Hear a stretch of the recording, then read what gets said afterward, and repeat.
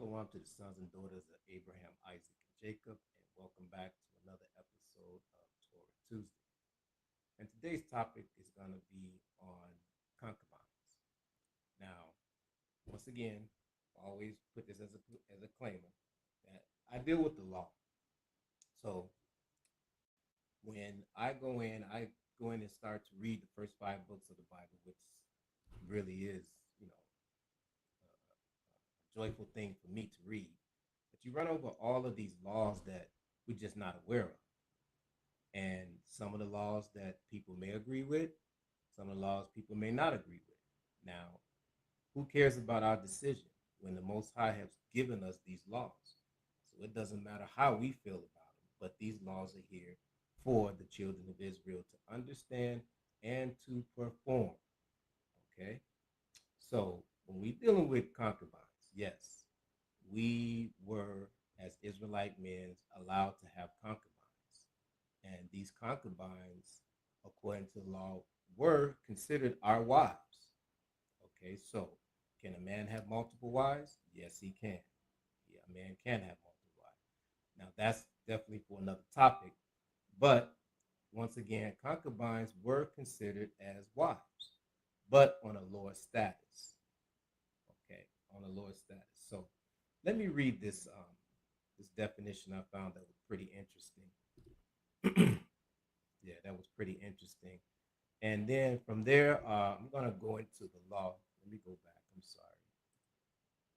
Let me go back and set this up right. There we go. Right. So this is just coming out of the Smithson Bible Dictionary, and it's pretty simple to understand based upon the topic, and then it gives some examples that I like, which is further down into the article. So it says uh, the difference between wife and concubines was less marked among the Hebrews than among us, owing to the absence of moral stigma.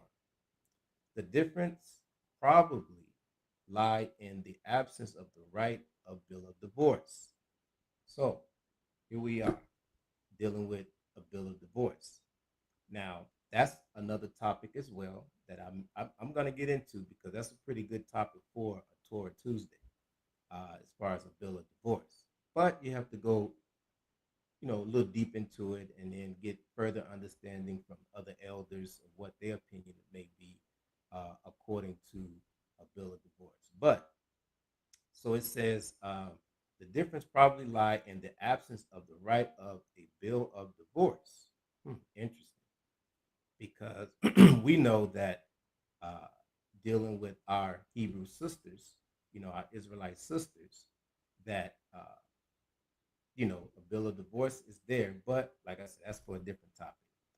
Continuing on, I'm right here. It says, without which the wife could not be. Let me get that word right. And I'm gonna get the definition for you on that word real quick. Let's see. Give me 1 minute. Let me make sure I get the definition for it. Yeah, here we go. Here we go. Yeah, repudiate. Okay. So repudiate means the rejection as having authority or binding force. Okay. The rejection as having no authority. So that's when it says repudiate. It says without which the wife could not be repudiated, meaning the wife cannot be rejected. Okay, meaning the first wife cannot be rejected. Not only that, but concerning a concubine, the wife will always have a higher status than that concubine, as the story with dealing with Abraham, which we'll get into a little bit, when Hagar was a handmaid of Sarah, and then once that situation took place, but Hagar was definitely considered as one of Abraham's concubines. All right. Back into the article, and it says right here it says regarding regarding the children of the wife of the concubine, of the wife and the concubine, there was no such difference as our legacy. Let me get that one right too. Legitimacy implemented, meaning legitimacy, meaning that they were recognized, even though they were the sons or daughters of a concubine. They still uh, was considered within that man's genealogy seed, and they were not like just set apart. No, they were actually part of the legitimacy, and it was implemented in the records. And as we can read here about a lot of the concubines, sons and daughters, and how they was recognized. But the father, which is the man who gave the seed, will distribute what he needs and the authority over that and the structure of that as well. So that's what it's simply saying. It says there was no such difference as other legitimacy implied.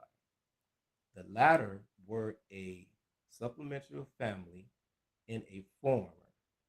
I'm sorry, watch that. Family to the former. Their names occurred in the patriarchal genealogy. See, their names were occurred in the patriarchal genealogy. Okay, and then they give you a couple of precepts on that. And their position and provisions were depending on the father's will, right there. And then we're going to see that as well as we get more further into it. Um, then it says the state of the concubinage is assumed and provided for by the laws of Moses. A concubine would generally be either, and now it's going to give, this is very important that I like how they name uh, the status of a concubine. Okay, but uh, let me get Genesis on the patriarchal genealogy, and it says the provision. It says the positions and provisions would depend on the father's will. Let's grab that real quick in Genesis that they provide. Matter of fact, here it is here, and they provided this precept. It says, "But unto the sons of the concubines which Abraham had, Abraham gave gifts and sent them away from Isaac his son, while yet lived, eastward unto the east countries." Now, what it mean by, bring it up again. Where was that? Genesis 25. There you go. So what it means is that at this time, the Most High had talked to Abraham, changed his name, not only changed his name, but just told him that uh, out of all of his kids, he's going to choose Isaac. And Isaac is the one whom he gave the covenant to. So even though Abraham had other wives, which were concubines, and he had Sarah, but this one particular son, of his seed, which was Isaac, he gave the covenant to. And then the other ones, he gave them whatever portion of his inheritance that he had to them, and he sent them away. He didn't want Isaac to be raised around them, so he sent them away. All right, just to put a little headlight on that. So now let's go back. It says the state of a concubinage is assumed and provided for by the law of Moses. So now we're dealing with the law of Moses, which we're dealing with the first 5 books of the Bible. So a concubine is lawful to have for a man. All right. Um, then it says a concubine would generally be either, this is interesting, a Hebrew girl bought of her father. Now, that one is interesting because we have to understand that that same covenant, that same covenant that was given to Abraham, right? Now, as Jacob came along, right? Um, and Jacob had 12. That's, yeah, you got Esau and Jacob, right? But who did the Most High choose? The Most High choose Jacob. And he chose his 12 sons, which was considered the Israelites. So now you have Hebrews and then you have Hebrew Israelites. So there was a lot of Hebrew. Abraham was a Hebrew, right? And we know that the genealogy and the seed of Abraham, right, goes with that child. The man determines what that nationality of that child is. So all of Abraham, which we read, children that he had from the concubines, they are Hebrews. Now it only starts to that covenant starts to cut from the Hebrews, which we are. That's our nationality. That's our nationality, these Hebrews. But then that covenant continues with Jacob and his 12 sons, which we know Jacob's name was changed into Israel. And that's why we say Israelites, because of his 12 sons. So I hope that's clear. So dealing with a Hebrew girl, right, brought of her father. Okay, it's meaning that if he gives this woman and he sells this woman as a servant, there's one thing we also have to keep in mind is that uh, the the year of Jubilee, and we know that the year of Jubilee. Matter of fact, I did a class on that. Just check the archives. That Hebrew servants were to work 6 years, and the seventh year they were to be released. Okay, so we got to understand when it says the Hebrew girl bought of her father, there was a lot of Hebrews until Jacob came on the scene, and Jacob had his 12 sons, which referred into the Israelites. All right, so it says concubine would generally be either a Hebrew girl, it says, and a Gentile captive taken into war. So let's deal with the Hebrew girl first. Let's deal with the Hebrew girl first. And that's in Deuteronomy. Let's get Deuteronomy real quick. Let's just deal with these one, two. I just want to deal with the first two because the other ones are explanatory. And they pretty much, the number three is a foreign slave bought. Okay, then it says Canaanitish woman, bond or free. Now, when you say Canaanitish woman, then just think about Abraham and Ishmael. All right, and his mother. His mother was a Canaanite woman because she was out of the land of where she was an Egyptian. Okay, so let's just deal with the Hebrew girl. Let's get Deuteronomy. Let's get Deuteronomy chapter 21. 21. No, Exodus. I'm just going to touch on this real quick as far as about the Hebrew girl.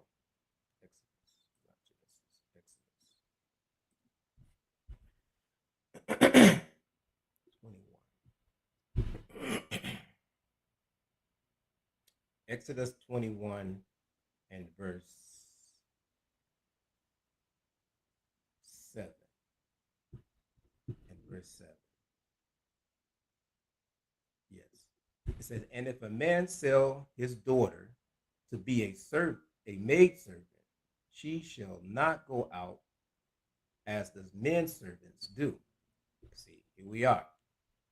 If a man sells his daughter as a maid servant, so it was basically, when he say sell, he meaning to make, let's say today, make a contract of of a woman that is a servant, and she's there. She's living up what they call live in. They got some people that does live in, and live in meaning that they live on the premises and they maintain the premises. They clean, they cook, they clean, like a maid, but she lives in. So that's how us Hebrews dealing with the law would would uh, would contract our daughters to another Hebrew who may need help at their house, or whatever reason they want to have, a live-in to be there. Okay, so I'm gonna read that again. It says, if a man sells his daughter to be a maidservant, she shall not go out as a manservant do, because there's differences. I won't get into that. I just want to stick to the concubine part. But I do want to bring out the law dealing with if a man sell, if a Hebrew girl is sold by her father. Verse 21, 21 and 8. If she please not her master, who have bought her to himself, then he shall let her be redeemed, to sell her unto a strange nation. He shall have no power, seeing he have dealt deceitfully with her. Right? Not gonna get into that. I can get into it, but I'm not. I just want to prove this point. Okay. And if he betroths her to his son, he shall deal with her after the manner of a daughter. Okay, now there's a difference. Here in 8, right, he did not uh, have sex with her. Let's make it plain. Right? Didn't have sex with her. He wasn't betrothed to her. And it's saying if he finds no pleasure in her, then he can take that contract and then just pass her on to somebody else who wants it. But it says, but if he betroth, meaning engage, have a relationship, her to his son, he shall deal with her in the matter of a daughter. Okay? As a matter of her daughter. Then it says, verse 10, if he take him not another wife, her food, her raiment, and her duties of marriage shall not diminish, meaning that son, if he takes another wife, right, but he know that she's just a servant, I got her, she belongs to me, my father gave her to me, and now she's my concubine. Okay, now, but it says if he take him another wife, so now if he has her, but then he finds another woman, uh, and marries her and have another wife, right? Then it says that concubine, her food, her raiment, and the duties of marriage shall not diminish. So he must treat her as a second wife. He can put the tears on her. She may not be the number one, but she's definitely, let's say, the number two because of the dowry of the betrothing. I'm sorry, of the betrothing that his father did, which gave her to him. So just wanted to touch on that real quick. All right, let's go back. Let's go back and let's deal with a Gentile captive taken into war. So let's deal with that one. Now, remember, we stand on concubines. Taken into war, let's deal with, let's go to Deuteronomy. Let's go to Deuteronomy chapter 21. And we're going to start at verse 10. Deuteronomy chapter 21 and verse 10. When thou goest forth to war against thy enemies, and the Lord thy God hath delivered them unto thy hands, and thou hast taken them captive, verse 11, and seest among the captives a beautiful woman, and has a desire unto her, that thou wouldest have to her to thy wife. Okay. Now, here it is, to thy wife. Meaning, when he say to thy wife, if she's a captive, that means that once he have her, that is that man's possession. That's why he says his wife, because uh, no other man should be touching her. So if she comes into his house and she's just like a handmaid, okay, if she's a handmaid and she's there to serve and to clean and things like that around the house, right? But if he have sex with her, then she becomes as a status of a wife. Now I say a status because there's different tiers when you're dealing with, multiple wives. But this particular one is a captive of war, and she's of another nation. But the law still stands as far as, when he consummates, then that woman becomes his wife. Okay. So verse 11 reads again, and he seeth among the captives a beautiful woman, and has a desire unto her, that thou wouldest have her to thy wife.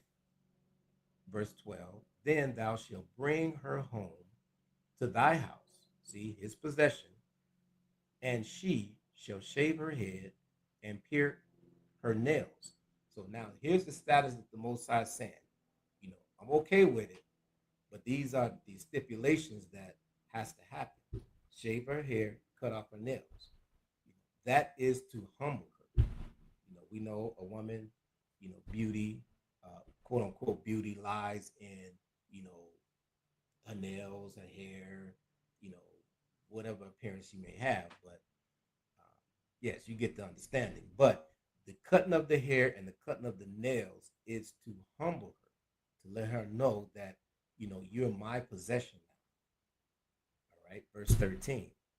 And she shall put on the raiment, and she shall put the raiment of her captivity off her, and shall remain in thy house, and bewail her father and her mother a full month. So now he's giving her a time to mourn, because we're talking about war. So we're talking about death. So most likely, mother and father, casualties of war. But the law says you must give her a full month to mourn. Verse 13, continuing. And after that, thou shalt go in unto her. That's the key.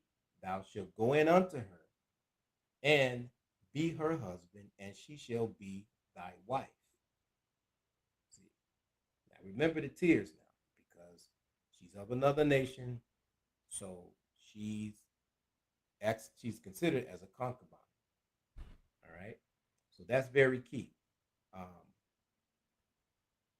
do I want to continue? Yes. Verse 14. And it shall be, if thou have not delight in her, then thou shalt let her go with her will, but thou shalt not sell her at all for money. Thou shalt not make merchandise of her, because thou hast humbled her. You see. So if he find no pleasure in her, right? Remember, that's his possession, right? If he find the will within him and say, you know what, you can go. He's not to take her and sell her to somebody else, and make merchandise of her, because the Most High say you have humbled her. But remember, she's from another nation, because it says a captive, right? Thy enemies, against thy enemies. So you are to let her go. That's your will, that's your possession, and that's the law.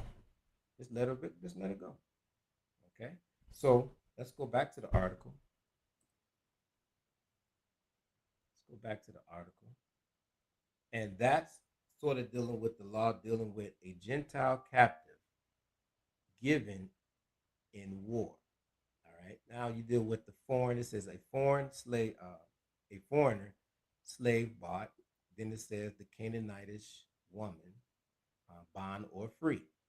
So these four falls under concubine, right? It says the state of a concubinage is assumed and provided for by the laws of Moses. A concubine would generally be either of these four right here. Okay, but let's take it a little further. Let's continue to read on down. Let's see where we can go with this because uh, our forefathers have always had concubines. Dealing with Abraham, dealing with even Jacob. David. David had concubines. We know Solomon had concubines. Okay, so concubines is nothing new. It's lawful. You Dealing with it says the right of the first two were protected by the laws of Moses. Okay, keep that in mind. The first two, right, are protected by the laws of Moses. And then it gives you certain precepts. You can read them on your own spare time. It says, but the third was recognized and the fourth prohibited.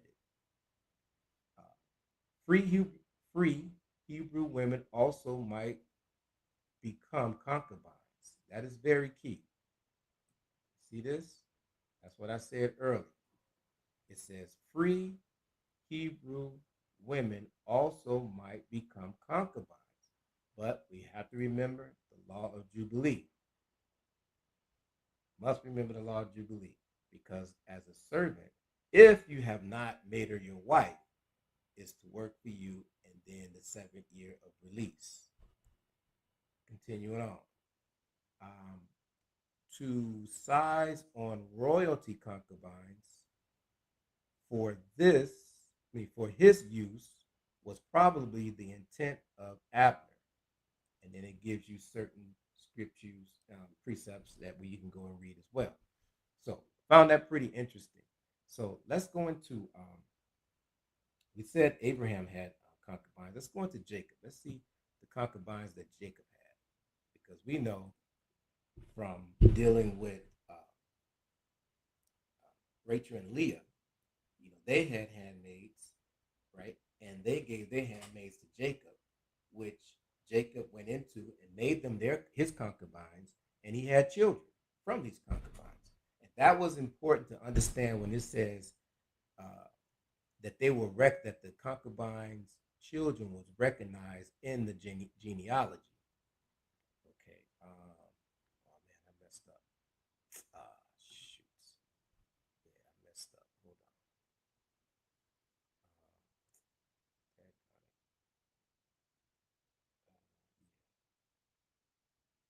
Well, I don't want to go back to that because I didn't lost the page. But so let's go into Genesis. Let's deal with Jacob and his concubines, just to kind of put out there that Jacob also had concubines as well. Genesis chapter 21. Genesis chapter 35 and verse 21. And Israel sojourned and spread his tents beyond the towers of Eber. Verse 22. And it came to pass, when Israel dwelt in that land, that Reuben went and laid with Bilhah, his father's concubine, and Israel heard of it. Now the sons of Jacob were 12. I want to backtrack.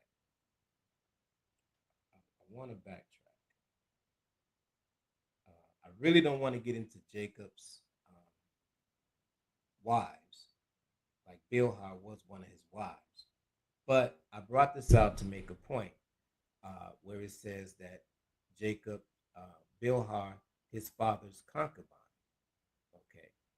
Now, I do want to get into the law of what Reuben did.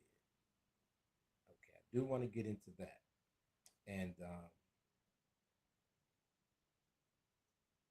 because I'm also going to bring out what Absalom did too to David's concubines.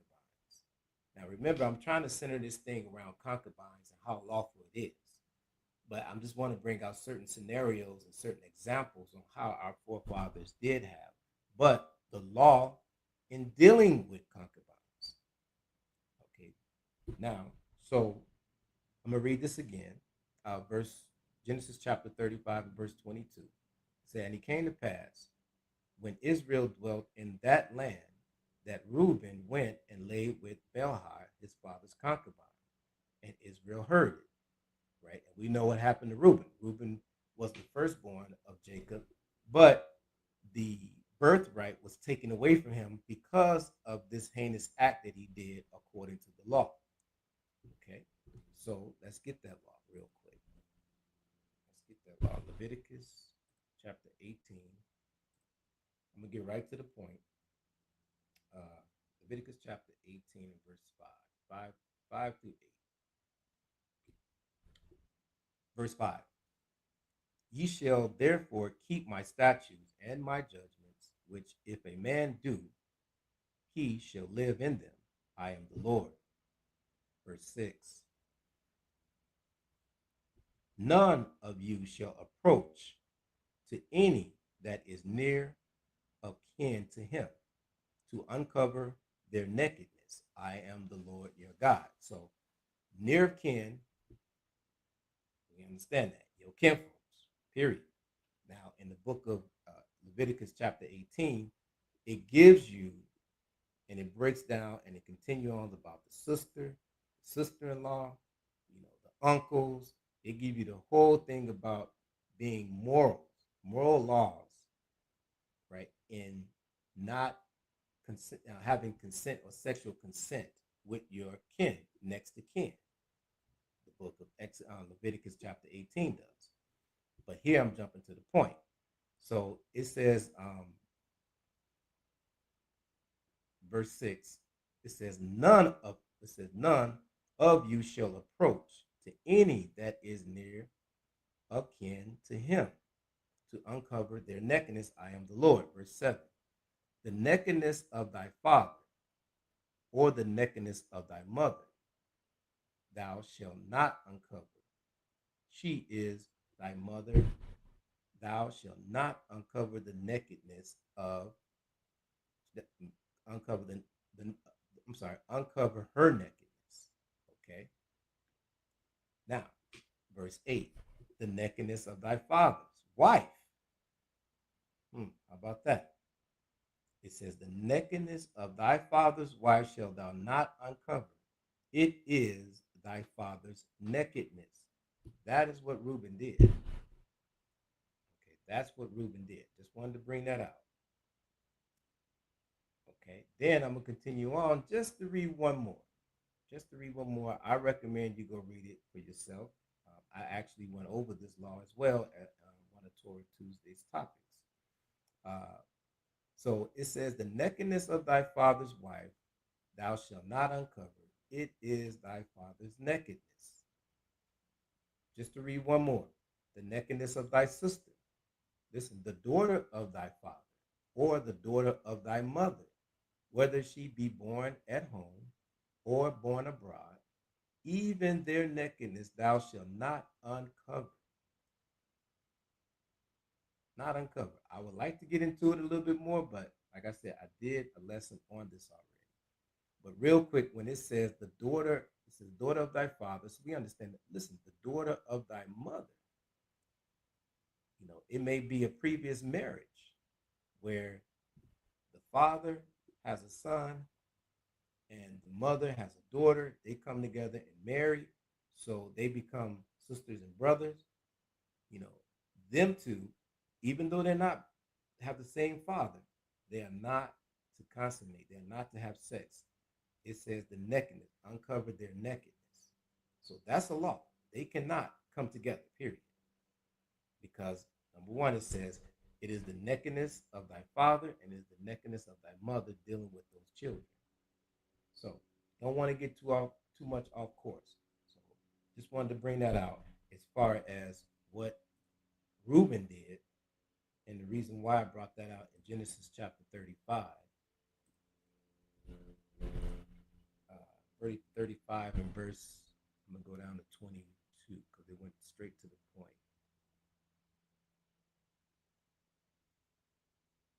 verse 22. And it came to pass, when Israel dwelt in that land, that Reuben went and laid with Bilhah, his father's wife, his father's concubine, and Israel heard it. Now the sons of Jacob were 12. All right. Let's get into David. Let's get into David. We know David and Solomon had a whole lot of concubines to a point where that was pretty much their downfall.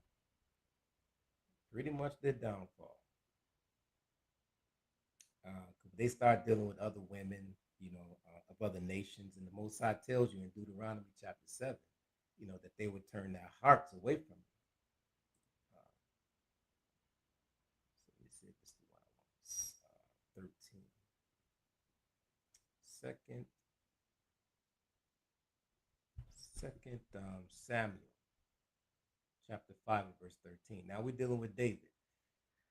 It says, and David took him more concubines and wives out of Jerusalem after he was come from Hebron, and he were yet sons and daughters.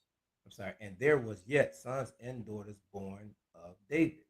So here we are, David. Now we know King David, he had women of other nations, but guess what? They're still Israelites. Actually, I'm sorry, they're still Hebrews. I'm sorry, because we don't deal with Israelites until we get to Jacob. So they're still Hebrews. But he had what? Sons and daughters from his concubines and his wives. Okay. All right. I want to stay in 2 Samuel, and I'm going to get 15. 2 Samuel chapter 15. And I'm going to read verse 16. Verse 16 real quick. So now I'm jumping ahead now. Still dealing with David and his concubines, because he said he had concubines and he had sons and daughters. And now I'm just jumping ahead because still dealing with concubines of what Absalom did and shamed David, right? Which came in, and we already read the law, because Absalom and David was at odds with one another, and David had to flee. So 15 and verse 16. So David was fleeing out of Jerusalem, but this is what he did. Verse 16. And the king went forth, and all his household after him. And the king left 10 women, which were concubines, to keep his house. Okay. Just want to bring out the point that David had concubines. I'm going to go to verse 16. Verse 16 and verse 21.